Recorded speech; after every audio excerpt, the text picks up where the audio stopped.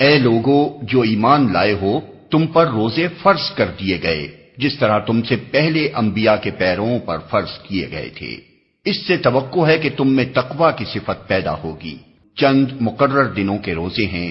اگر تم میں سے کوئی بیمار ہو یا سفر پر ہو تو دوسرے دنوں میں اتنی ہی تعداد پوری کر لے، اور جو لوگ روزہ رکھنے کی قدرت رکھتے ہوں پھر نہ رکھیں تو وہ فدیہ دیں۔ ایک روزے کا فدیہ ایک مسکین کو کھانا کھلانا ہے، اور جو اپنی خوشی سے کچھ زیادہ بھلائی کرے تو یہ اسی کے لیے بہتر ہے۔ لیکن اگر تم سمجھو تو تمہارے حق میں اچھا یہی ہے کہ روزہ رکھو۔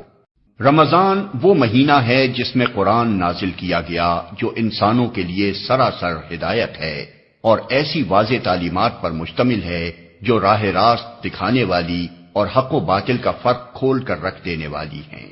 لہذا اب سے جو شخص اس مہینے کو پائے اس کو لازم ہے کہ اس پورے مہینے کے روزے رکھے، اور جو کوئی مریض ہو یا سفر پر ہو تو وہ دوسرے دنوں میں روزوں کی تعداد پوری کرے۔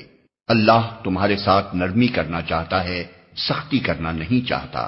اس لیے یہ طریقہ تمہیں بتایا جا رہا ہے تاکہ تم روزوں کی تعداد پوری کر سکو، اور جس ہدایت سے اللہ نے تمہیں سرفراز کیا ہے اس پر اللہ کی کبریائی کا اظہار و اعتراف کرو اور شکر گزار بنو۔ اور اے نبی، میرے بندے اگر تم سے میرے متعلق پوچھیں تو انہیں بتا دو کہ میں ان سے قریب ہی ہوں۔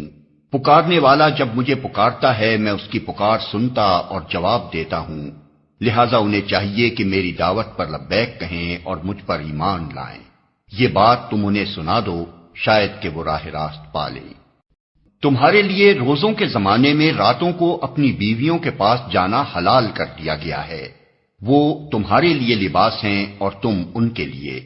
اللہ کو معلوم ہو گیا کہ تم لوگ چپکے چپکے اپنے آپ سے خیانت کر رہے تھے، مگر اس نے تمہارا قصور معاف کر دیا اور تم سے درگزر فرمایا۔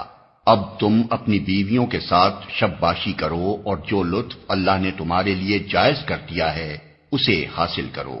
نیز راتوں کو کھاؤ پیو یہاں تک کہ تم کو سیاہی شب کی دھاری سے سپیدہ صبح کی دھاری نمایاں نظر آ جائے۔ تب یہ سب کام چھوڑ کر رات تک اپنا روزہ پورا کرو، اور جب تم مسجدوں میں معتکف ہو تو بیویوں سے مباشرت نہ کرو۔ یہ اللہ کی باندھی ہوئی حدیں ہیں، ان کے قریب نہ پھٹکنا۔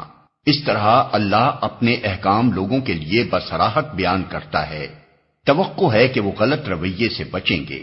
اور تم لوگ نہ تو آپس میں ایک دوسرے کے مال ناروا طریقے سے کھاؤ، اور نہ حاکموں کے آگے ان کو اس غرض کے لیے پیش کرو کہ تمہیں دوسرے کے مال کا کوئی حصہ قصداً ظالمانہ طریقے سے کھانے کا موقع مل جائے۔